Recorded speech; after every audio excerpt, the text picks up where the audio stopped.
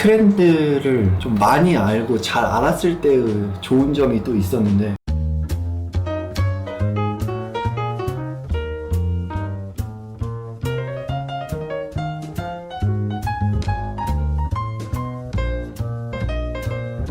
네, 안녕하세요, 허우시입니다. 네, 안녕하세요, 정재현입니다. 네, 오늘은 패션 트렌드를 따르는 건 과연 중요한가? 라는 주제에 대해서 이야기를 해보려고 하는데, 사실 뭐 주변을 둘러봐도 수많은 플랫폼들에서 이번 시즌 패션 트렌드는 이겁니다 막 이렇게 알려줘가지고 그런지 모르고 싶어도 트렌드를 자연스럽게 알게 되는 그런 현상에 놓이는 것 같은데, 형이 생각하기에 뭐 패션 트렌드를 따르는 건 뭐 중요하다고 생각을 하시는지? 일단 따른다라기보다는 아는 게 중요하긴 한 것 같아요. 모르고 알고의 차이는 너무 큰 것 같아서. 그렇죠. 사실 이제 방금 말했던 플랫폼에서 큐레이팅에서 나오는 컨텐츠들을 어떤 사실 트렌드라는 법은 아니니까 그렇죠. 그들이 제안하는 여러 가지들인 거고 나름의 인사이트를 바탕으로 잡아주시는 건데, 마냥 따라가기만 하면은 이 제안해주는 트렌드가 나한테 어울리는지 안 어울리는지도 모르고 일단 나는 충분히 알고 관심은 가져야 된다 라는 생각은 있습니다.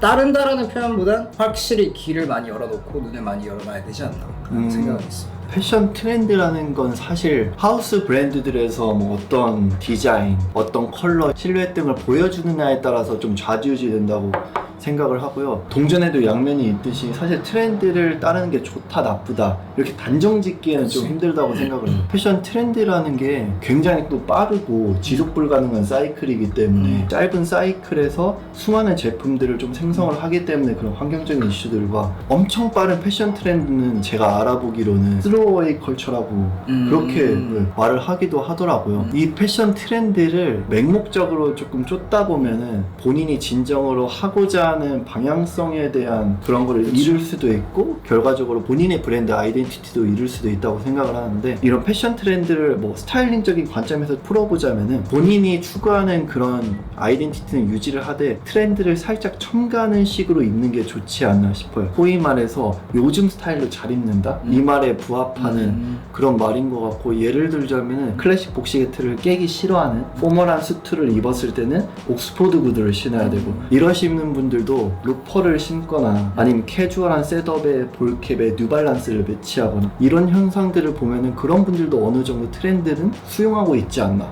좀 생각이 듭니다. 우리가 항상 이걸 찍으면서 가장 많이 등장하는 단어가 아이덴티티가 될 것 같은데, 그게 없이 트렌드를 따라가기만 하면 사실 마네킹이 걸어다니는 것과 별 다를 게 없기 때문에 딱 말했던 것처럼 그래도 내가 좋아하는 어떤 특정한 무드 혹은 내 어떤 스탠다드한 비주얼 안에 그때그때 시기마다의 포인트들을 넣을 줄 아는 센스만 가미를 하더라도 그래도 옷을 잘 입는다라는 말을 들을 수 있기는 한 것 같아. 위안은 하되 흔들리지 않아야 그치. 되는? 저는 또 다르게 생각하는 게 패션 트렌드는 뭔가 패스트푸드 같은 느낌이 들었어요. 햄버거를 저희가 딱 먹으면 즉각적인 반응이 딱 오잖아요. 그런데 장기적으로 봤을 땐 건강을 좀 해치잖아요. 이런 것처럼 약간 패션에 접목을 해보자면은 패션 트렌드가 몇 시즌 나왔을 때 계속 소비를 할 수는 있는데 장기적으로 봤을 때 옷장의 건강을 해칠 수가 좀 있다는 거죠. 정말 막 가득가득 차게 될 수도 있고 충동 구매를 많이 하게 될 수도 있고, 특히 요즘 SNS를 통해서 많은 분들이 이제 그런 소식을 더더욱 빨리 접하게 되다 보니까 하루빨리 인스타 피드에 올리기 위해서 하루빨리 스토리에 올리기 위해서 하루빨리 주문 결제 완료창을 보여주기 위해서 움직이는 분들도 많다 보니, 맞아요. 약간 선착순이야. 그러니까 괜히 또 내 팔로워 혹은 내가 팔로우를 하고 있는 사람 글 사면은 또 사기 싫어.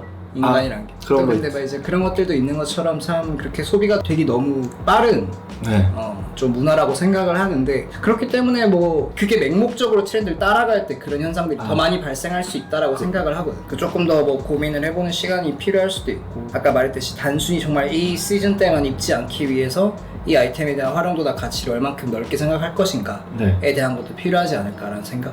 그래서 패션 트렌드를 충분히 알고 그 동시에 나를 같이 알게 된다면은 그 두 개를 좀 자유롭게 유용할 수 있지 않을까라는 생각이 듭니다. 그래서 제가 옷장을 살펴봤는데 지금 현재 남아있는 옷들은 사실 트렌드에 휘둘리는 옷들은 많이 없고 어느 정도 그 클래식이라는 단어에 부합할 수 있는 옷들이 대부분이긴 하더라고요. 여기서 말하는 클래식이라는 거는 뭐 디자인이 될 수도 있고 텍스타일이 될 수도 있고 브랜드가 될 수도 있겠죠. 수십 년 혹은 100년이 지나도 입을 수 있는 옷들. 그래서 뭐 이런 마인드를 가지고 소비를 한다면은 조금 더 가치 있는 소비, 좋은 소비, 합리적인 소비가 될 수도 있지 않을까라는 생각이 좀 들었습니다. 그리고 정말 딱 아까 계속 말했듯이 트렌드를 알면은 거기에 맞게 조금 더 본인의 스타일 포인트를 넣을 수 있으니까 네. 그거 정도가 난 트렌드를 가장 충분히 즐기는 방법이 아닌가라는 생각이 듭니다. 트렌드를 좀 많이 알고 잘 알았을 때의 좋은 점이 또 있었는데, 그거를 한번 제 경험에 빗대서 얘기를 해드리자면, 어떤 아이템이 출시가 되었을 때 이게 트렌드에 휘둘릴 아이템인지 아닌지 판별할 수 있는 능력이 생기더라고요. 제가 이걸 언제 느꼈냐면,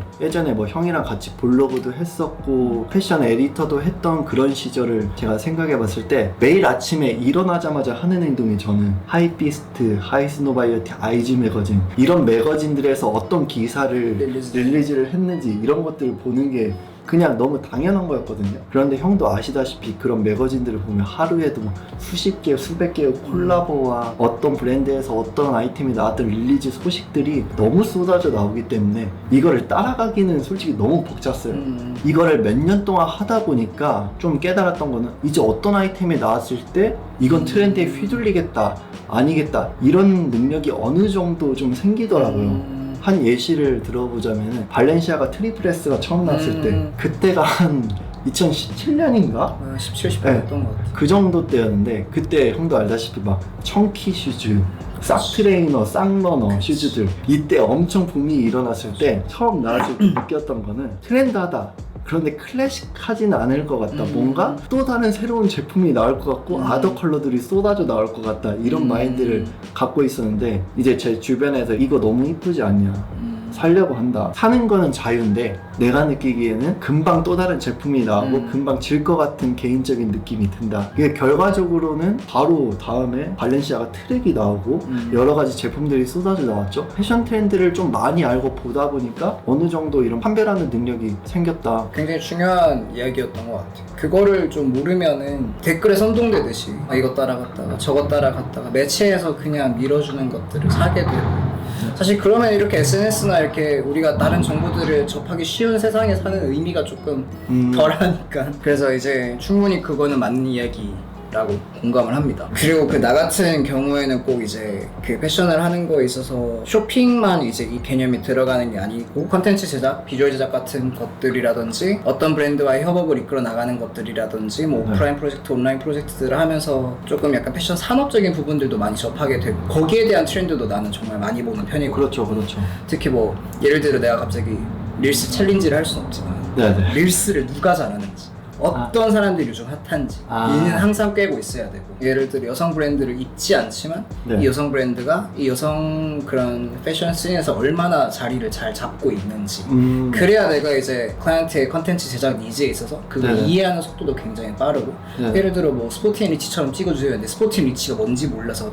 집에 가서 핀터레스트에 치고 뭐 이러고 있는 시간보다는 내가 그 현장에서 알게 되면은 당연히 이거에 대한 또 이야기를 하고 디테일들을 추가해가면서 내가 촬영을 준비를 할 수 있으니까, 이제 그런 부분들이 나한테 이제 그 트렌드라고 하면 아이템에서 조금 더 산업적인 부분들까지 봤을 땐 참 중요하긴 한 것 같아. 특히 이제 뭐 내가 좋아하는 거야, 사람이 자연스럽게 계속 좋아하는 것들을 접하게 되니까 그거에 대한 뭐 깊이는 생길 수밖에 없지만, 내가 좋아하거나 하지 않는 것들에서도 어쨌든 시장은 움직이고 있기 때문에 나는 그거에 대한 트렌드를 알아가는 것도 굉장히 중요하다고 생각하고, 그러다 보니까 또 자연스럽게 또 다른 분야의 사람들을 많이 만나게 되다 보니 또 다른 기회가 또 오고 또 제작들을 하고 하는 경우들을 보면서 본인만의 영역을 잘 갖추는 것도 중요하겠지만, 사실 그거를 들고 어디든 나갈 수 있는 사람이 되는 것도 중요한 것 같아서 트렌드에 대한 이해다, 그런 접근들은 항상 중요하다라고 생각을 한다. 조금 더 덧붙여보자면 약간 플랫폼에 대한 얘기가 될 수도 있는데, 글을 쓰면은 원래는 엄청 재밌었거든요. 하루에 막 3-4개씩 릴리즈를 해도. 근데 수제버거집도 운영하고 뭐 패션 에디터도 하고 블로그도 쓰고 이러다 보니까 더 막 루즈해지는 거예요. 그때 제 주변에 유튜브를 하는 사람이 솔직히 1명, 2명밖에 없었거든요. 나는 지금 블로그를 쓰는 게 하나의 매거진처럼 운영을 하고 있고, 나는 그냥 내 아이덴티티를 담아서 블로그를 작성하는데, 이 글이 너무 질려서 이 글을 영상으로 좀 담아보면 어떨까? 그때는 유튜브가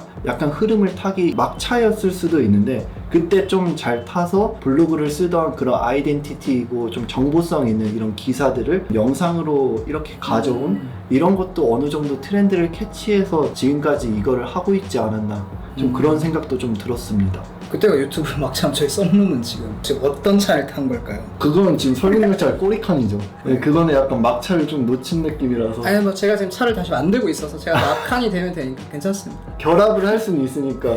아 짐차처럼 이렇게 붙여가지고 오케이 한번 해볼게요. 좋죠. 네. 구독과 좋아요 부탁드립니다. 네, 그럼 여기까지 영상 마치고 저번에도 말씀드렸듯이 자유롭게 댓글로 어떤 주제를 또 이야기하면 좋을지 의견 남겨주시면 저희가 또 고려해서 이야기를 해보도록 하겠습니다. 네, 감사합니다.